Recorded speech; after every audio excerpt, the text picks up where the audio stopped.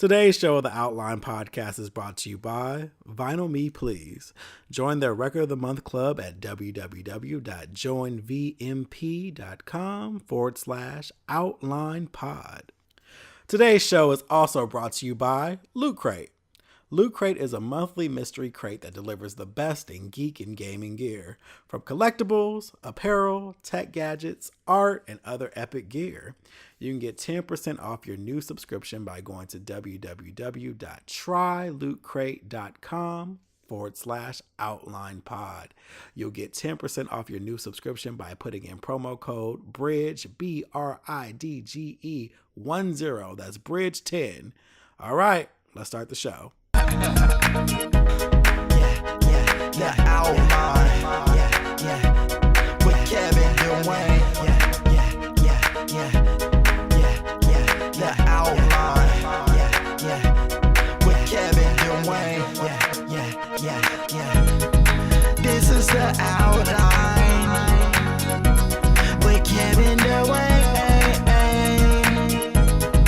Kevin Dwayne. Kevin Dwayne. With Kevin Dwayne.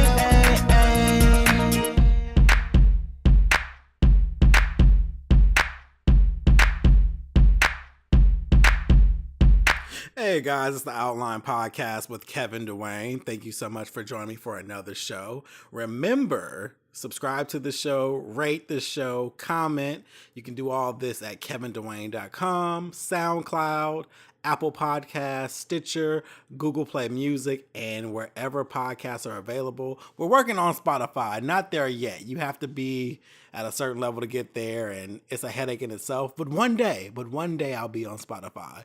But I'm pretty much everywhere else, so check me out on all formats where you can hear podcasts. But thank you for being here for this Wednesday. We have a great show in store. Later on, Yolo Akili is going to join me, and we're going to talk about mental health, sexual harassment, domestic abuse in the gay community, of course, and we're going to talk about his collective, Black Emotional and Mental Health. He is a CEO and founder of that, and so he has many great projects coming, but that's later in the show. But before we get to all the real meaty and healthy stuff, let's talk about the bullshit. So I recently got an oil diffuser, and I'm super excited about it because I've been wanting one for over a year now. You know, it's one of those things like it's not a necessity, it's a want. And typically when I have desires and things that can wait, I hold off on them. So I finally had a moment where I was like, you know what? I'm going to go ahead and get this because my place, I'm all about relaxation. I'm really becoming like a hippie, to be honest with you. I mean, between the vegan eating and now the meditation and yoga, and now I have the oil diffuser, like my place is becoming almost like a spa or a getaway. And that's how I always envision my personal space being, you know, a place to just relax and have peace. It's important to have peace and protect it. And my home is my haven. So I ordered the diffuser on Groupon. I saw it and it was like, I want to say $45. So it was diffuser. It's a Bluetooth as well, so you can play music. I don't really care about using that feature because I have other ways of playing music, and that's just one more thing I will have to pair with my phone. I just don't care that much. But it is super cute though. It lights up. It has an alarm on it, and it's really easy to use when it comes to just putting the oil and the water in it. And the 8-piece set, there are 8 oils in there, and they vary from lavender to eucalyptus, tea oil, or is it tea tree? Tea tree oil. There's frankincense, rosemary, orange, and there's like one other one, lemongrass, which I actually enjoy. And it's been so nice. Like I totally feel the difference. Like my place smells great because this oil is just pumping through the living room or the bedroom, wherever I have it. And I'm just relaxed. It's super awesome. So last night I put it in my room next to my bed on my nightstand, and I slept so well. Like I woke up feeling so refreshed, and there is a certain chemistry to your body that these oils have, and when you inhale them, it's amazing. And they have certain healing properties too that you can read up on as well. So I highly recommend getting one. Groupon has tons of them, different colors and shapes and sizes, and I really enjoyed the one I got because it came with 8 oils with it, which made it really, really handy. So excited about that. I also got my food processor because I told you guys last week I'm into making stuff with this whole vegan lifestyle that I'm doing now. So I'm going to make a cauliflower pizza, I think, this weekend. So I'll let you guys know how that goes, but I'm super, super excited about that. And yeah, it's a great week so far. So that's the positive in all this. Let's get to some more bullshit. So I told you guys with Insecure, I refuse to have, and when I say Insecure, the show on HBO, if you've been living under a rock, I refuse to have conversations this season on Facebook. So if you've been tagging me in questions or whatever, or leaving comments on the things that I put, I'm purposely not saying anything because I just don't want to go down that same rabbit hole I went down season 1, because y'all niggas really got me to a place where I wanted to cuss all y'all out. So I decided that this season I'm just only going to express my opinion on here, or I'll just share articles of things I agree with, but I'm not getting in the trenches with y'all arguing and jousting and shit. That's just not going to work for me this season, because this show, though fictional, is really bringing out the truth in how people fucking think, especially when it comes to relationships. And it blows my mind how people, I want to know what kind of rose-colored glasses you guys have. Like, is there like a fuckboy rose-colored glass that I'm missing? Because the way I'm seeing a lot of men and some women view life is very interesting. And you see it through this show, which is brilliantly written because every character on there is kind of fucked up. You know? So this last weekend, without giving any spoilers, any major spoilers, there was just a moment where Lawrence got called a fuck nigga who thinks he's a good dude. And so Lawrence High, for the most part, was quiet, but then you did have some people who had a few things to say.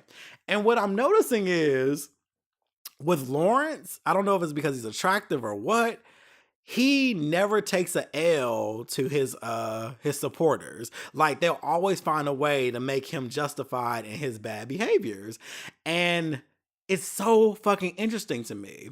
So this week it was a situation where he did some fucked up shit, because I'm trying not to give away anything if you haven't watched the show yet. He did some fucked up shit and he got called out on it.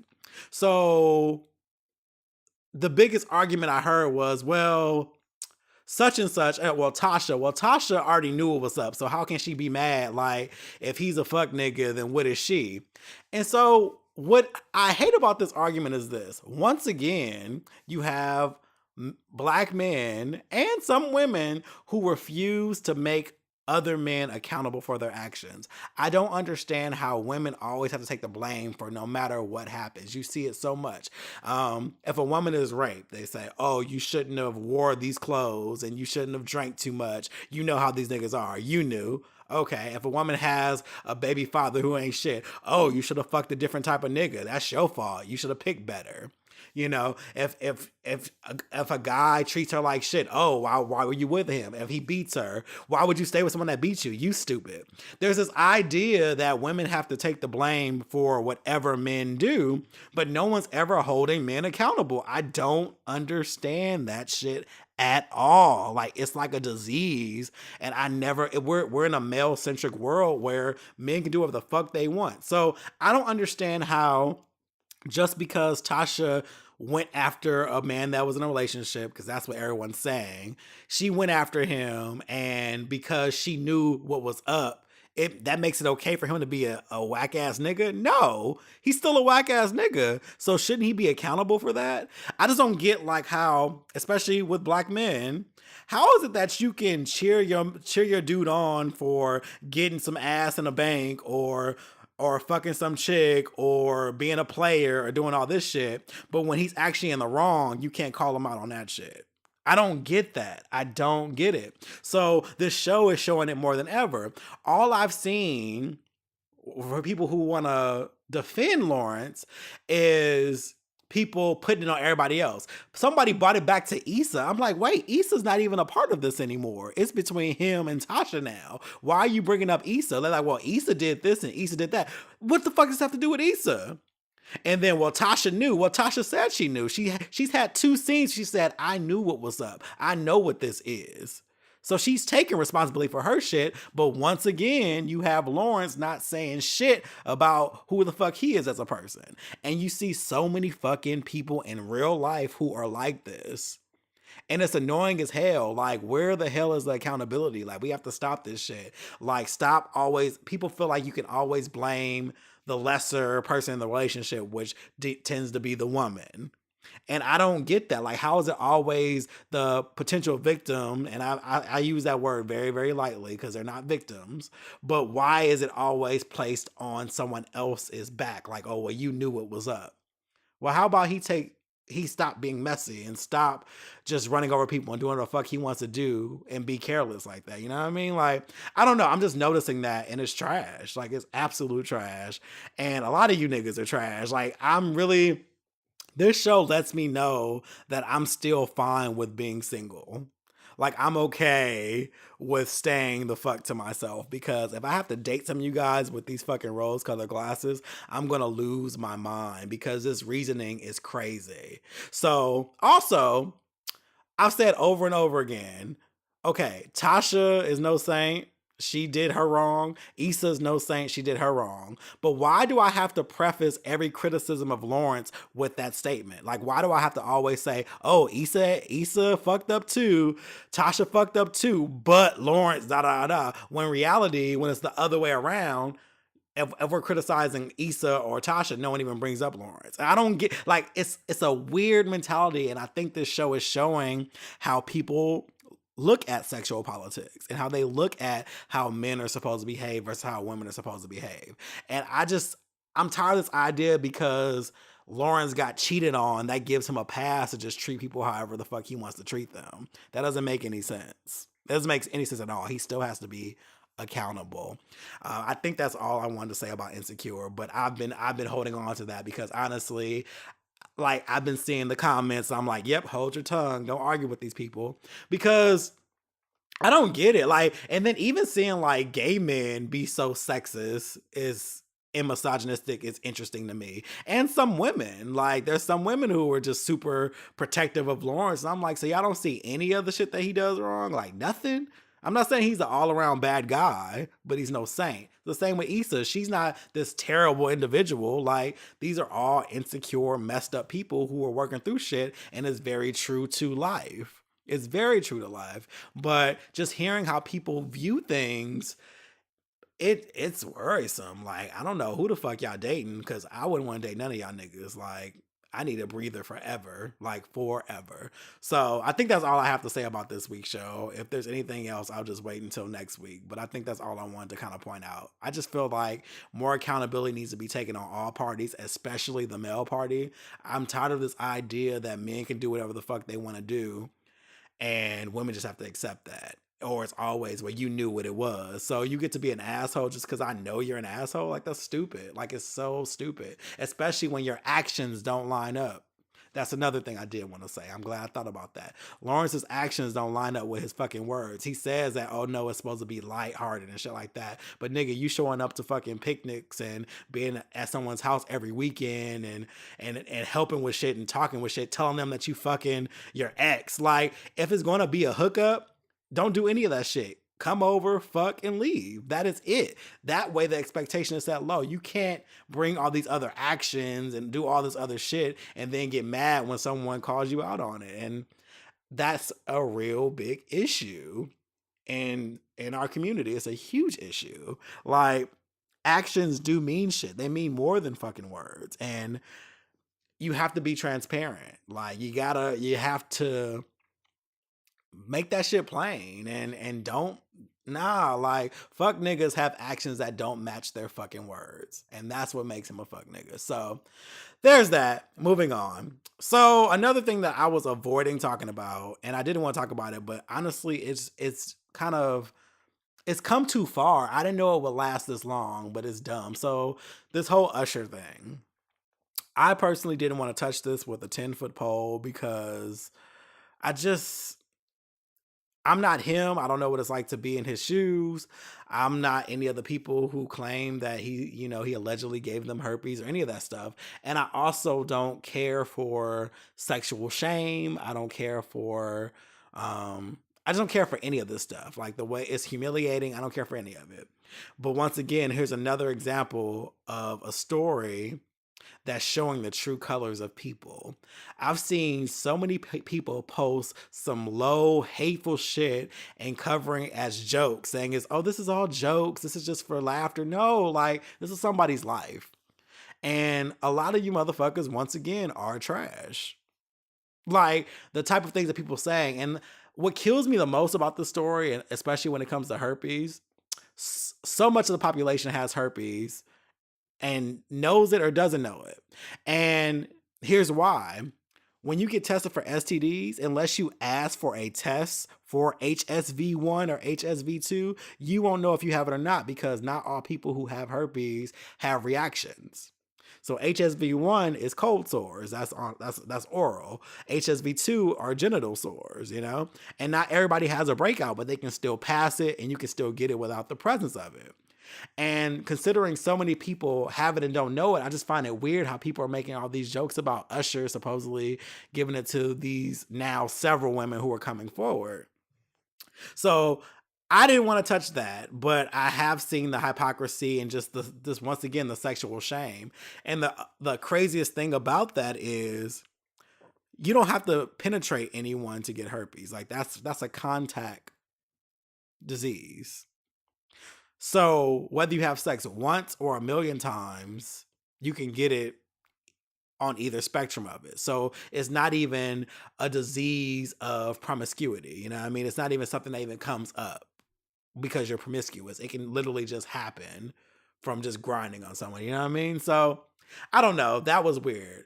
But I think what really kind of threw me over the edge was recently where a new alleged victim came forward. Although she ended up being, she's negative, but she says she feels betrayed that he didn't tell her about it. So now she's suing him for so many millions of dollars. I don't know where people think he's getting all this goddamn money from, but whatever. I get it. It's a witch hunt. It's what people do. So because the girl, she's obese, people had some pretty hateful comments to say about her, regardless of her story and how it is kind of odd that she's negative. That was what stood out to me. I didn't like the fact that people were fat shaming her and making this whole idea that, oh yeah, Usher would never mess with you. Look at who he's messed with before. Well, number one, every woman that Usher's had that he was serious with has looked different from the last. I mean, Chili was different than Tamika. Tamika was different from his current wife. Like none of them have looked the same like at all. So what the fuck are you talking about? Number two, I need people to get over this idea that obese or heavyweight people aren't attractive because they are. Like there are plenty of people who love thickums, you know what I mean? They love people who are heavy set. Like there's certainly a market and an open space for that. Like, so if you live in a world where you feel like, oh, big people aren't desirable, you're an idiot. Like you're an absolute idiot. Like there's totally a market for that. So to say because Usher's Usher, he would never be into this woman is kind of silly. You don't know what he's in. And also, how do you know he's probably not into big women and he's just afraid of, once again, being shamed for it? Like there are people who are afraid to admit they like people who are bigger because they get such a hard time because this idea that if you're not physically fit, you shouldn't be desired. And that is absolute trash when, listen, it don't matter what size you are, you can still get dick. Like, come on now. Like, I don't know. It's just, this is really showing the stupidity of people. And it's just hard to watch. I need people to Google a little bit more and really just look into things before speaking on them and have a little more empathy. Why is it that we lack that? Like, why are we so easy because we feel someone, because especially with celebrities, oh, because you're a celebrity, I should be able to just say whatever the fuck I want about you and to you by tweeting you and adding you and just being absolutely evil. When in reality, you got some of the same shit going on in your own goddamn house, like right up under your nose. So I don't know. I don't get it. Whatever. Moving on from that, don't want to spend any more time on that story, but I just need y'all to do better. And finally, so I've been watching Game of Thrones, as I told you all. I'm now in season 4, which is oddly kind of boring. Season 3 was lit. That's when the Red Wedding was on, and that episode took me out. But season 4 is kind of slow, so I'm kind of taking a little mini break because I started watching Spartacus, which came out in 2010. Now, because I've been enjoying Game of Thrones, I've been asking myself, okay, what other show would I be into? Because now that I'm acclimated to period piece white people, I'm like, what else is something that I could watch? So I came across Spartacus, which I've seen before, and I've been watching that. I've been binge watching it. So I got through season 1, which was phenomenal and such a good show. Very gory, but honestly, it's all balanced out because there's like tons of sex because it's on Stars, and the men are really, really. I mean, they're all half naked. Like they only have the cloth, the loin cloths on. Um, and it's quite awesome. Like I enjoy it. I was actually very sad because the show's been off the air for some time now. Like it ended a few years ago, but I was sad because when you like something, you start researching it and looking at people. I didn't realize that the original lead passed away like a year later. Like he was in the first season, and then he was diagnosed with cancer, and he ended up dying the next year, and they recasted him. And so I was ending the first season when I read that, and I was like absolutely sad. And I did feel kind of bad though, because I was totally lusting after him, and I'm like, oh my god, this man is dead. I'm over here lusting after a dead man. But yeah, it's a great show, like a super great show. So I'm actually watching the prequel right now because when he was sick and they thought he was going to recover, they did a prequel so they could resume the show, but he never returned to the show, so they ended up recasting him. But super good. Super good show. Like I'm really enjoying it. I had to take a break yesterday and do something else because between Game of Thrones and Spartacus, I'm stuck in those time periods. I'm like, I need to watch something in the present time because I'm gonna lose my mind if I don't. And I need to snap back out of it. But whatever. So that's what I've been doing, but that's my little TV update and all the bullshit that's happening. But we're gonna take a quick little break, and when we get back, I'll have Yola with me, and we're gonna talk all about Beam and his projects and mental health and all that good stuff. So hold on just a sec. Be right back. Hey guys, hope you're enjoying the show. We'll be right back with Yolo Akili in just a sec, but I want to take a moment to talk to you about Audible. Audible is powered by Amazon. As you know, Amazon has all the books in the world. Well, you can listen to said books. And for people who are adulting, don't have time to actually sit down, relax, and read, you can have the books read to you. So you listen to podcasts at work, why not listen to a book as well after you listen to the Outline podcast? I would recommend checking out Black Privilege by Charlemagne the God, and he actually reads the book. Not all of them are narrated by the author, but he decided to narrate his own, which makes it even more of a treat. You could actually get this book for free and 30 days as well by going to audibletrial.com/outlinepod. Once again, that's audibletrial.com/outlinepod. All right, let's get back to the show. All right, you guys, welcome back to The Outline. As I mentioned before, we have a special guest on the show today. This person I have mentioned on the show a few times. You may have heard him like early in the season. I've used articles from his website, and I've also mentioned him in the episode with Sensei Raven when we were talking about being broken. I have the founder and CEO of Beam Collective, which is Black Emotional and Mental Health, Yolo Akili. Welcome to the show. Hey. Welcome to the show. I know I gave a whole lot there. No, I appreciate it. Thank you for the warm welcome. I'm excited to be here. I'm actually excited for you to be on the show too. Like, as I said before, I have spoken about like your work before. Like, you're one of those great minds that I just feel like you get it. you know. Oh, that's really sweet of you to say. Thank you. It is the truth. Like, you get it. It's one of those things where, especially when talking about mental health and just wellness and just all things and being your best self. I can always kind of count on you to post something. I'm like, okay, this is great. And you're into astrology, which is amazing. That's always a sweet spot to me. So, so it's always great to connect with people like that. So let's jump right in. So I've All talked right. about mental wellness often on this show because I feel like it's very important. Please explain BEAM to the listeners. hmm Yeah. So, BEAM, like you said, it stands for the Black Emotional and Mental Health Collective.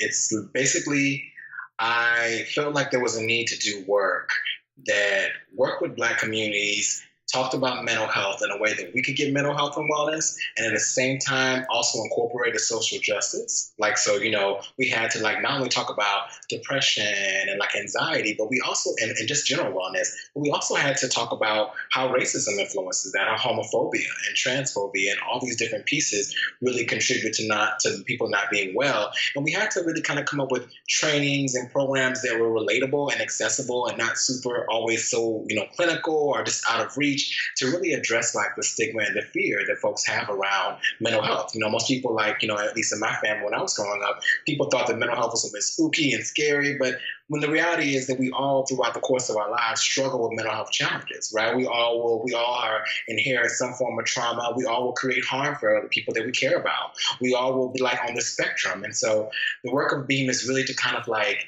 not only to train our communities, to educate folks in our communities from a healing justice perspective, and I can talk about more about what I mean when I say that, but just from a perspective that we can, like, with the idea that like if more of us understand mental health and wellness, the better our mental health outcomes will be for our communities, the better we can continue to resist and survive and thrive in this country.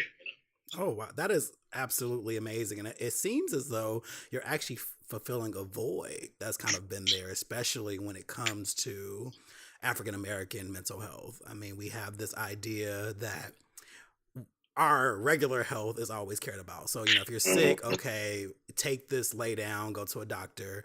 But I never understood why we never take care of our brains and our emotions and our, it's just like, how do we say one part of health, physical, is valid, but mental's not? That never made sense to me. Yeah, it comes out of the history of like, we have been Black folks in this country. We've never had the opportunity, or a lot of us have not felt like we have the privilege to really deal with our spirit, or like our mental health, right? It was scary, and then some of that fear comes out of the real history of psychology and psychiatry and the experimentation on Black bodies, right? People not trusting mental health establishments, and recently we actually partnered with the American Psychological Association to have a conversation about that and talk about how that legacy creates fear. But a lot for us as Black folks, it was kind of like we were concerned with just survival, keeping a roof over your head, eating, and it was like, this idea that like everything else didn't matter, for a lot of us, And so I think that's one of the reasons that mental health is kind of one of the many reasons mental health is of people are afraid of it and scared of it. And also it's because we don't understand it. We don't understand that, like, depression is something that many people of us will go through in our lifetime, that is treatable, that how it works to get support for it, that anxiety and stress and all these things, there's tools and skills,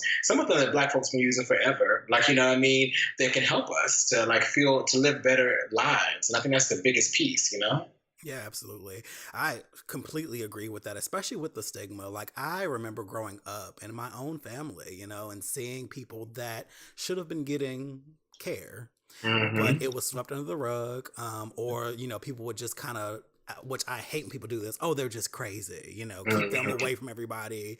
And they have all these deep traumatic things that have happened to them that everyone knows about and no one wants to help them. Or they're pushed forward into religion, and then it becomes this whole thing of like, okay, just go to church and just don't tell anybody about it because you don't want to embarrass the family. And continue.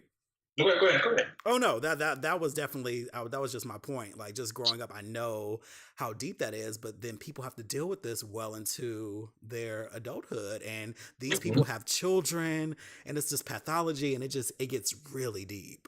Yeah, you hit the nail on the head. That like, there are a lot of folks in our communities who are suffering with a variety of different challenges. I mean, like, and some of it's not just about like, that we're afraid, but some of it's also that the systems aren't really accessible, right? So, like, if you're a poor Black person in the rural South and you're trying to get access to mental health care, it can be really difficult because one, it's expensive. Two, if you can find free care, often the free care is often like overburdened, and like there aren't really. And we talk about religious folks, like we know that there are some amazing folks who are religious, who are pastoral pastors or deacons or religious leaders who do have mental health certifications and training. So there is some of that, but a lot of that's not as common, right? So you have folks who go to their religious leader and he doesn't have any really mental health training, and they're just telling they're just telling people like, pray it out. That's not helpful, right? So it's like we're trying to figure out how do we address those barriers, and one of those things is like training religious leaders, right? Training folks who are just kind of like advocates and folks in the community to understand different pieces and making tools online that are accessible. But you hit the nail on the head. It's something.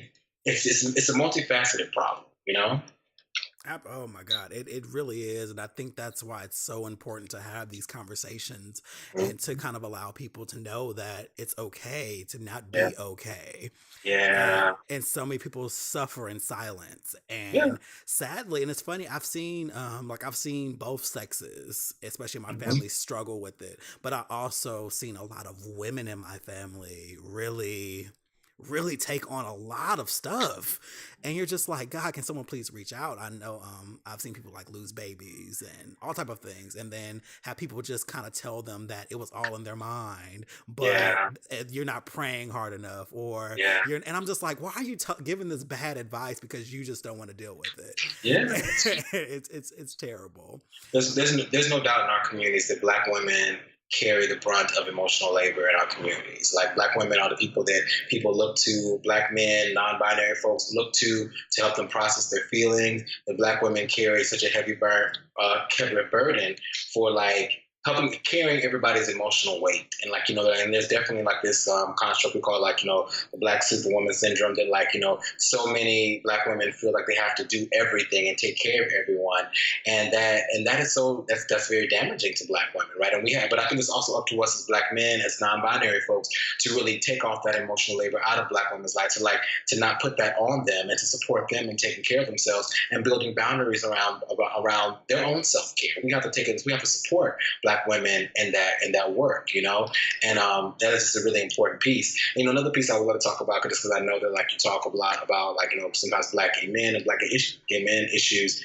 I mean, we have to talk about health in Black gay male communities, right? Mental health in our community, and all the ways it shows up with the ways in which our culture, in some ways, fosters unwellness, and like whether it's from like the ways in which we treat our bodies or relate to each other, the ways in which we all are socialized as men, and sometimes we're just socialized not to be vulnerable, to be fierce and not be vulnerable, or to avoid issues. Like there's all these different ways it shows up. And one of the things that Beam is actually working on is that we're working on a number of tools that we can actually introduce to Black gay communities. Because one, of course, Beam is, stands for the Black Emotional Mental Health Collective, but it's also informed by Joseph Beam, right? The prolific writer and activist from the 1980s, who was a Black gay man, wrote put together the first anthology of Black gay men's writing. And, he suffered from the readings, it suggests he suffered from depression most of his life, but he was one of the earliest advocates for like, we have to talk about connection and mental health and wellness in those pieces.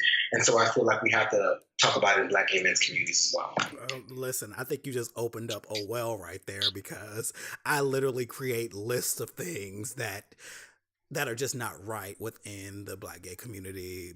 Well, the gay community really, but when you really focus and kind of, I can only give my experience, you know what I mean? Yeah. And so it's one of those things like when you come, and I've seen things like this before, like on your social media as well, like with the apps, and just how you're constantly putting yourself on this kind of chopping block every day. Every time you open it, you have to be a certain way, you have to have a certain personality, you have to look a certain way with your body, and it's just, and then the masculinity thing, and Mhm. we the hyper masculinity, how we're just so focused, and we have this aversion to femininity when in reality we all need balance. Mhm. And Mhm. it definitely comes up from, you know, being the young boy and being told to man up and not cry, and boys don't do this, and you act like a little girl, and Mhm. but no one's confronting that. You know, we're just bringing it, Yeah. we're just taking it forward and forward, and then Yeah. we're pushing that hate on other people. Exactly, and it's kind of continuing creating, in some ways, like so I always like have to try to keep a balance with the apps and the like the online tools, because the reality is for some folks it really serves as a medium for connection, particularly if you're in rural parts of the country. That might be the only place you can get connected with other black gay folks, right? And Hmm. then the same, so we would hold that there's value, and if people find partners on these apps, it's like totally powerful and useful ways that can be used. And at the same time, we can acknowledge that, like, yeah, there is a way in which it creates a culture of disposability, right? The way a culture that diminishes us and kind of like can reduce us to different body parts, right? What does that create for people's emotions? What does that create for people's feelings? What kind of culture does that craft?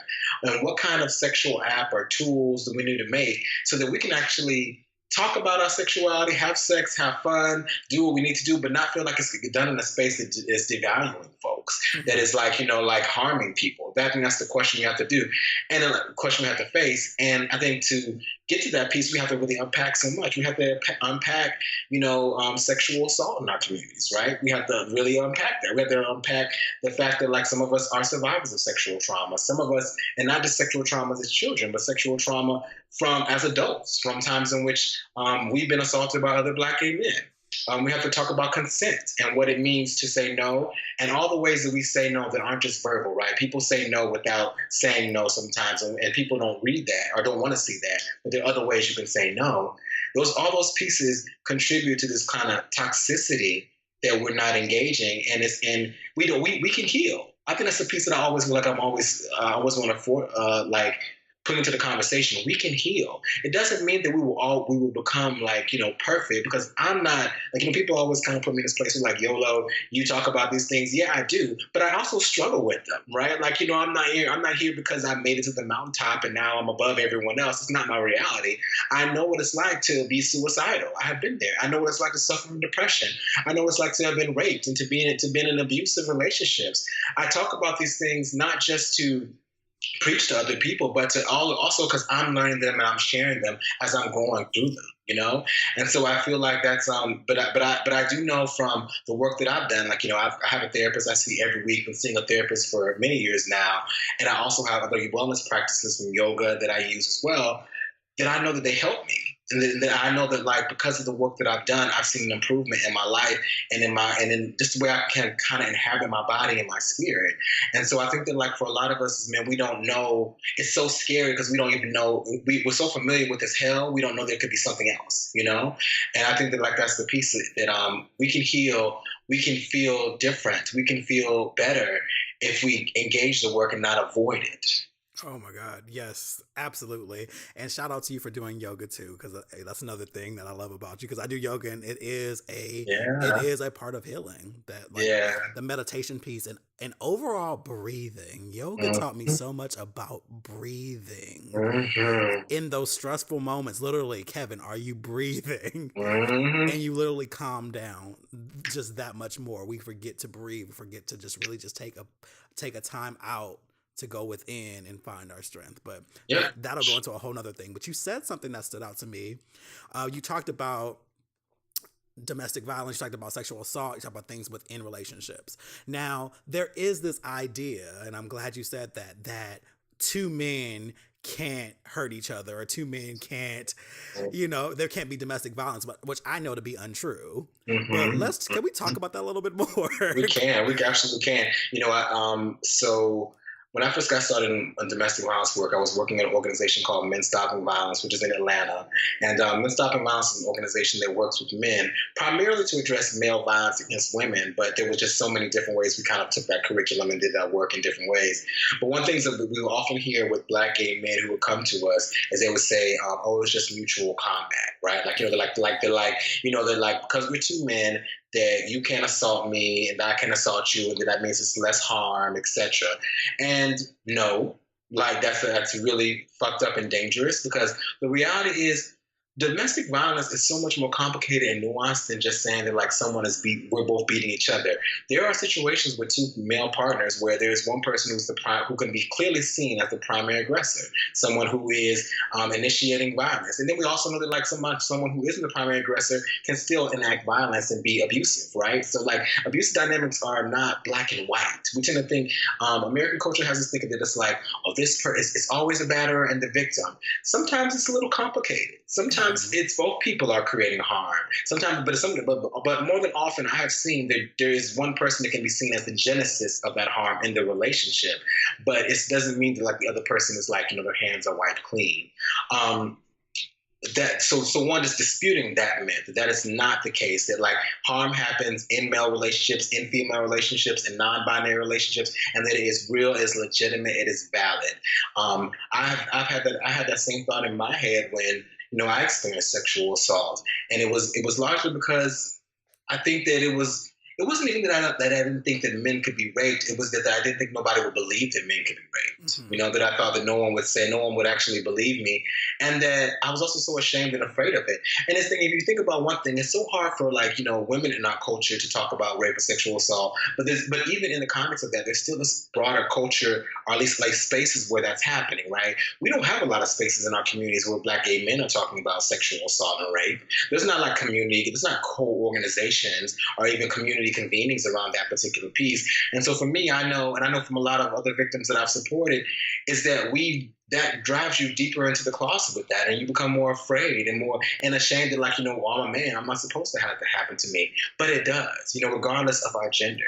And so I think that we have to we have to just start telling our stories and creating resources and conversations and healing spaces for folks to address those things and let people know that, hey, like these things happen to you, they don't define you. What defines you is how you allow yourself to heal from it and not let it guide your life.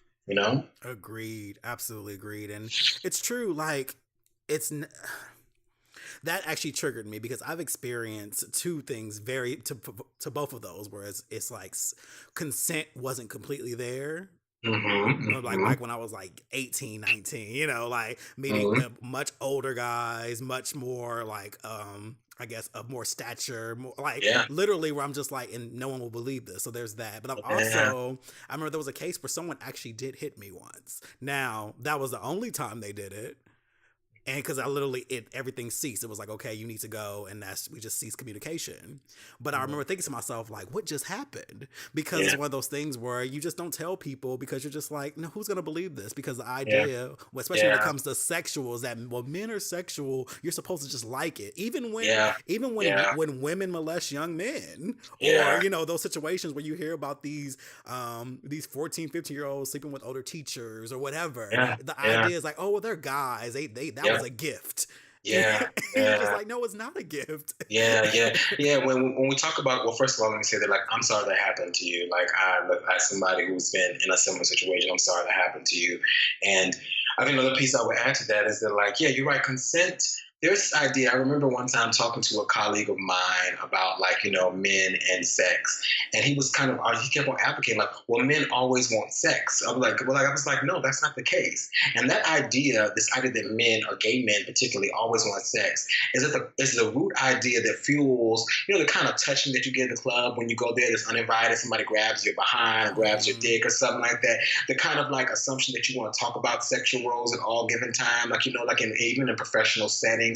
That idea that gay men always want sex is at the root of some of the sexual assault and rape and lack of consent that happens in our communities. And we have to say that that's not the case. There are times in which we don't want sex. We don't want sexual attention. We don't want to talk about sex, and that's okay. But we also have to interrogate ourselves to understand that it's okay for us to say that as Black gay men, because sometimes I think we're kind of feeling like we always have to be ready. You know what I mean? It's like, well, actually, sometimes we don't want to do that. We don't want to have sex, and that's okay. We're human.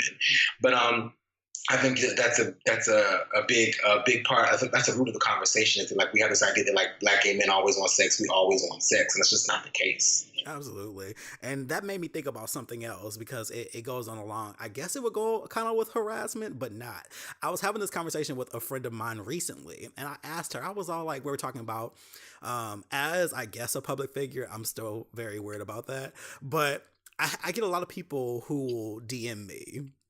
And Mm-hmm. it's usually inappropriate. And it Mm-hmm. begins inappropriate. You're just like, who are you Mm-hmm. talking to?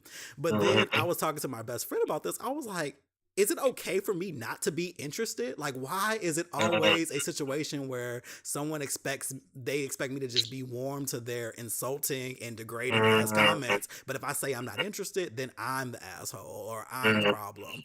And it's nothing like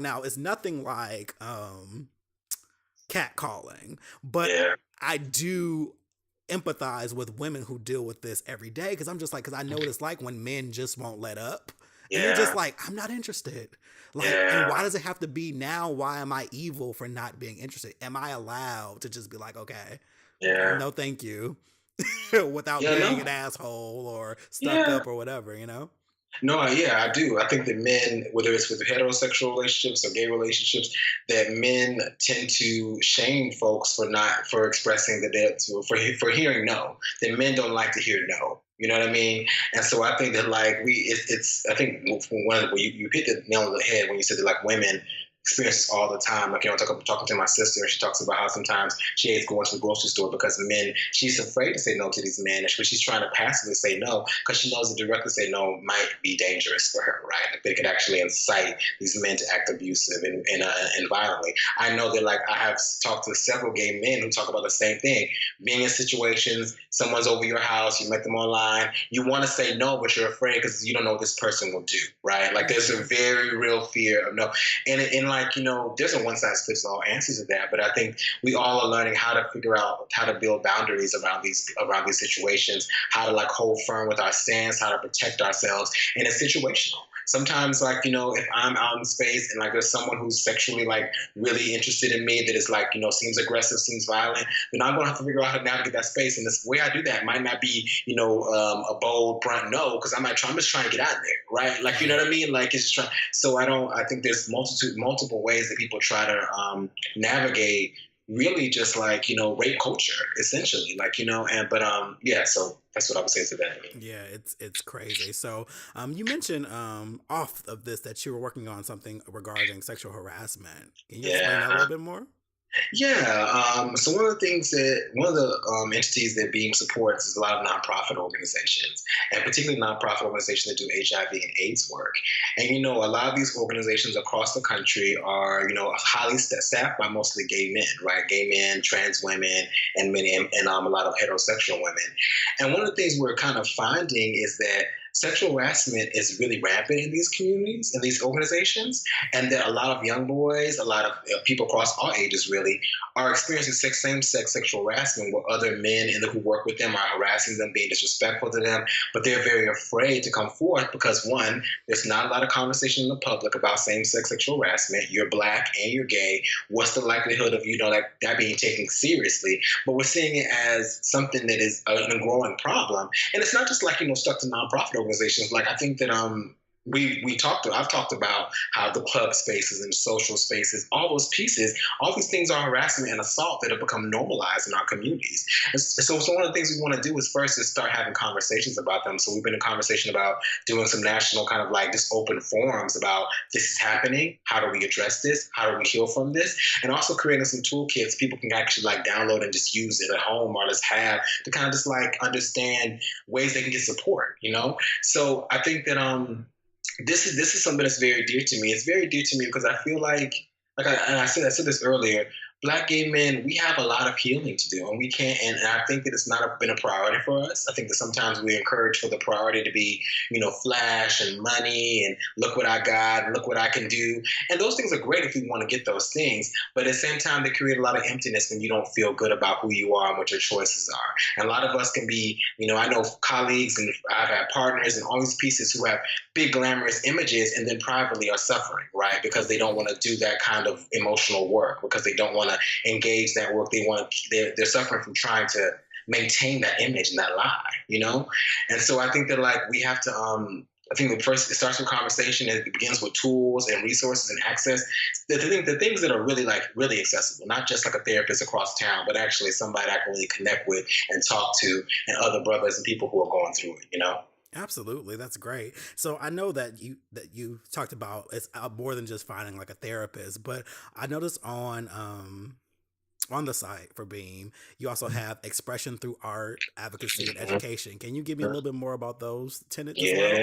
Yeah. So I mean, art is a tool for healing, right? Like so, and Amen. like art is whether it's music, whether it's theater, like those pieces can be so transformative. Like I can't tell you, like sometimes I watch Queen Sugar, and Blue is a little character who has a doll, right? I'm not sure if you're familiar, Yes. and like some parts of that show are really healing for me. It's like wow, this really creates the opportunity for a certain reality or experience to be affirmed, which can be so beautiful, right? So thinking about like so one of the things Beam has been involved in is like how can we support art for healing? What do we need to do? What who's doing this documentary project?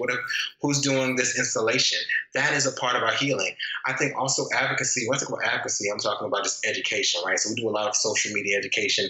We have Twitter conversations about everything from massage noir to kids in race, we're talking to Black children about race. We've been doing a lot of series with everyone from the National Queer and Trans Therapists of Color Network, and also American Psychological Association. So we really think advocacy is like really just bringing issues to the forefront, bringing it out to the media, but also taking it to the policy level, which is what we're kind of involved in now as well, is how do we actually talk about advocating for the care systems that we know Black folks are engaged in to be more accessible, to be able and more affordable systems of care, all those different pieces. So like for me, it's like we don't take it to the community level, we engage folks on the community level, we train organizations, but we also take it to the policy level as well. That is amazing, amazing. And I heard you mention also with like queer and trans. Now, Mm-hmm. lately trans has been the huge topic with all the things that are going on without saying who it was who said the things, but it's Mm-hmm. a very sensitive thing right now, and I definitely try to speak out for the trans community because I feel like it's just a voice that really is muted so often, Yeah, and people are forgetting that they're humans. Like yeah, they're yeah, people, and yeah, it's not even something that you have to even have to understand to respect. yeah. You just have to respect that they're human. So Yeah, it's hard. I think it's interesting. I think the existence of trans folks and also gender nonconforming folks, for many gay men, particularly, because I think a lot of transphobia comes from gay men's communities. It's like, you know, trans folks challenge by virtue of their existence the idea of gender that we have. Like, you mhm. know what I mean? And as some folks are really holding on to these kind of essentialist ideas of gender, for trans folks to exist and be in the world, it scares them. It makes them uncomfortable. Gender nonconforming folks make people uncomfortable because it's like, why aren't you expressing this particular unique way that I've been taught is the only way I should express? And so it's up for us as cisgender folks to really interrogate what are we so afraid of that we are that we're being bystanders and allowing trans folks to be assaulted, to be killed, to be murdered. What is that fear that we have there, and what does that say about us? Mhm. That would that I feel this. If I have this gut reaction when I see someone who is trans, when I'm connecting in with trans folks, GNC folks, what does that reaction say about me? Because it's not about that person. We can project externally all day, but this is about that feeling it awakens within you of discomfort because someone is expressing themselves outside of the container that you have been told is possible. And I think we have to like really, as cisgender folks, really face our shit and begin to take leadership from trans and gender nonconforming folks to respect their voices, but and like support them and support their livelihood and their wellness because they carry so much for our community. Absolutely. And I absolutely agree with you on that. I really feel like the reason I appreciate trans people the most is because it is a great challenge to other people who feel like they're oppressed because these same people are trying to oppress them. And I Mm-hmm. feel like we're all on this kind of chain, and Mm-hmm. some people might think of it as a hierarchy. I just think it's just a chain. And you have like the race issue. So you have white people who are like, the privileged, and then they look down upon minorities and things like that. But then you have like minorities who are trying to oppress other people, women, children, gay people. But then when you see gay people trying to oppress trans people, you're like, wait, like when does it stop? Like Yeah. how do you have the gall to tell somebody that they're outside the box when you probably have to tell someone your whole life that being gay wasn't a choice, or Yeah. that how many people have told me, oh, you're choosing to do that, or and I'm telling them, you don't know my mind, you don't know what goes on in my head, so how can I tell a trans person that their gender is whatever Yeah. they say it's not? Yeah, people love. I think as a part of the human experience, people love to have somebody else to point to make them to put down, to make themselves feel better. It's one of the most common forms of self-esteem to say that like I'm better than you because I'm not that. At Right. least I may be black, but at least I'm not that. I may be poor, but at least I'm not that. It's an erroneous sense of self-esteem, but it's the way in which a lot of us as humans create and construct our self-esteem, and it is poisonous. It's toxic because it erases the commonalities, even while holding the differences. But it's just it's very common, and so like I think that we project onto people the parts of ourselves that we don't want to own sometimes, right? So white people are constantly projecting their own violence onto black bodies, right? So like who has been more violent in the history of the world than white cultures and European cultures, right? No one, right? But like at the same time, there's this kind of like fear of these black bodies that isn't cultivated by white supremacy, but at the same time, it's almost like a projection of their own violent self. Like I think about like when the European colonization of the world started, a part of the way they justified killing Africans and indigenous folks was by saying they're savage. But how bizarre is that you can be going around, so you're saying that they're savages, but you're killing them by giving them smallpox blankets, by enslaving them, and you're behaving savagely to kill people you say are savages. That is how projection works, right? You can't even see your behavior as actually what you claim to be trying to end. You know what I mean? That you're actually embodying that behavior. And like that shows up in relationships and in cultures and communities, all these different pieces. But it's a part of that, Absolutely. God. Where is the plate so I can throw some coins in it? That's awesome. Okay. That's amazing. So what are some projects that are coming up? Where's Beam going? Like what is your plan to take Beam?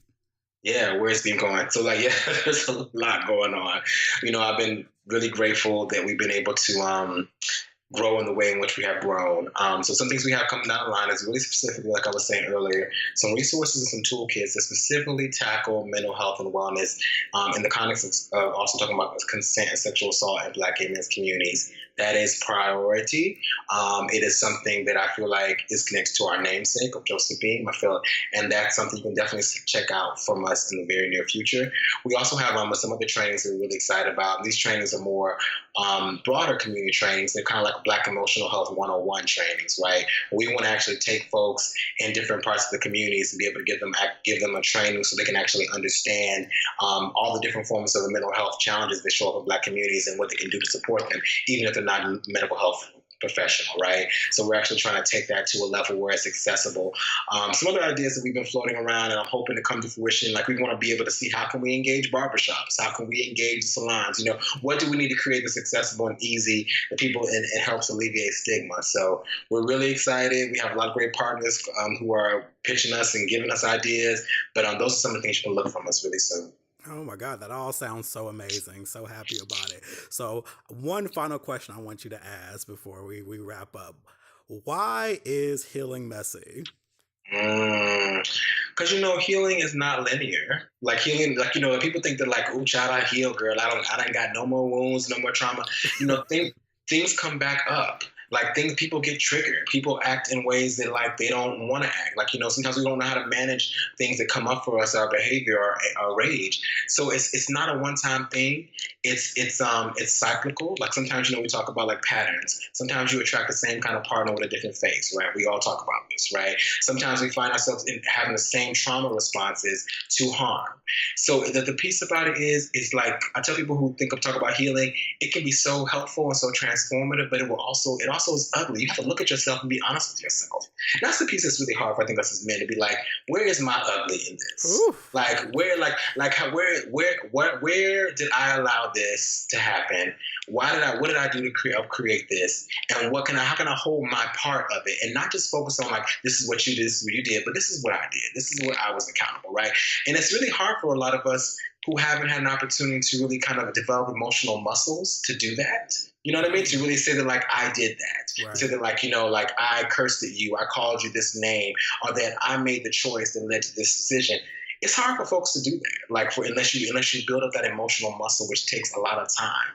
But I tell people healing is messy. It is no one is perfect. We all will make poor choices. We all harm people. Hold that and understand that, and just and get in there and like and just open up and start just like the lifelong journey of healing, because it's a lifelong journey. But you can't avoid it. You can't run away from it, because whatever you run away from, whatever you avoid, will show up on your front step. It always will. And like and you will recreate the trauma, whether it's the trauma of your family, whether it's the trauma of your last partner. You will find a way to recreate it if you don't deal with it. And I know that firsthand, because I've seen that in my life, where I didn't deal with shit and it kept on coming back up because I didn't want to face it. Like, you are making the choice to allow this. You are making the choice to engage in this. And so it's just important to like understand it's messy, but it's necessary, and it's needed. Yes, yes, yes. Love every bit of it. You got to take responsibility. That is a huge thing. I had a whole episode on that too. It's like, you say what they did, but what did you do? Yeah. It's real. It's real. And I also think I'll say to Black gay men, like, try therapy, try yoga, find a healing tool that works for you. The church is a powerful, beautiful place in our community. Sometimes it may have its limitations in terms of how it can help you, but don't be afraid to go to therapy, and don't assume that it won't work for you. Don't assume that you can't get the help. Don't assume that you can't, even with medication. Like, medication is a helpful tool for some of us. If we're bipolar, if we're struggling with things, that could be a helpful thing. But we have to do our work, and it can't be just one person doing the work. We both have to engage in too. And so don't, like I would say, face that fear. Therapy is not scary. You are a co-healer in your process. And I guarantee you that if you open up, if you start looking at that and not running away from it, there's things in your life that can change and be different. Hey man, therapy is amazing. I go to therapy, and listen, it's nothing better than have someone to objectively listen to what you're going through. They don't have any kind of, like I said, outside of being paid, they don't have any kind of investment in steering you one way or the other. Yes. It gets you to see things from a standpoint you may not consider. Yeah, and I think that's the piece part about it. We gotta be willing to be seen, because some of us, like, it's easier to be like, I can like tell people selectively things that happen, and not tell people the complete truth about what happened, because I don't want to be seen, or I'm ashamed to be seen, because I'm ashamed of what the truth is about what I've done and how I'm behaving, right? Like, and I think that shame is a big driver. I love Dr. Brene Brown's work. Shame is a big driver of what keeps people from like going to therapy or from engaging healing work, because it's like, people, we know the things that we've done. We know how messy we all have been, right? But like, one thing for me with shame, it's like, you know what? I'm not alone. None of us are alone in that boat. See, shame assumes that like it's just me. But when you start to engage people, you realize actually other people have been in the same situation. Actually, other people have also gotten into really heated arguments and been in fights and been assaulted and been on those pieces. So when you take that piece off of it, you're like, I'm not alone in this situation. I don't have to be ashamed, but I have to be responsible for what I've done. And like, I think that we have to really take off the shame stigma and be willing to be seen and willing to be honest that, hey, I've got some stuff that I haven't been avoiding. I'm not really doing what I say. I'm not preaching. I'm not living what I preach, which is true for many of us, right? In different places, we're trying to live up to what we preach. But we got to be honest about being seen and see our ugly, Yes, you have to confront your ugly. Yeah. So, yeah. God, I'm telling you, this is awesome. Like, these are all like things that I truly believe too, and that's why I said I was happy to have you on the show, because I was like, listen, I quote enough of your stuff that you need to just be on here so other people can do it. But go ahead and tell people where they can find you and Beam. Yeah, so you can go to our website at www.beam.community. That's one of the new URLs, so it's just beam.community. You can find our website. You can also join our newsletter. If you're interested, you can also become a monthly donor for us. We're a nonprofit organization, so all of your donations are tax deductible.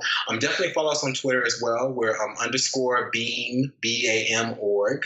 And also like us on Facebook. Yeah. Awesome. Sounds good. Well, this was a great conversation. Thank you so much again for being on the show. You guys all know, if you're listening, where to find me, The World of Kevin, on Twitter, Facebook, Instagram, and also the podcast, The Outline Podcast. Make sure you're rating, commenting, subscribing, telling your friends about it, all that good stuff. But until then, I will talk to you all next week. Peace out.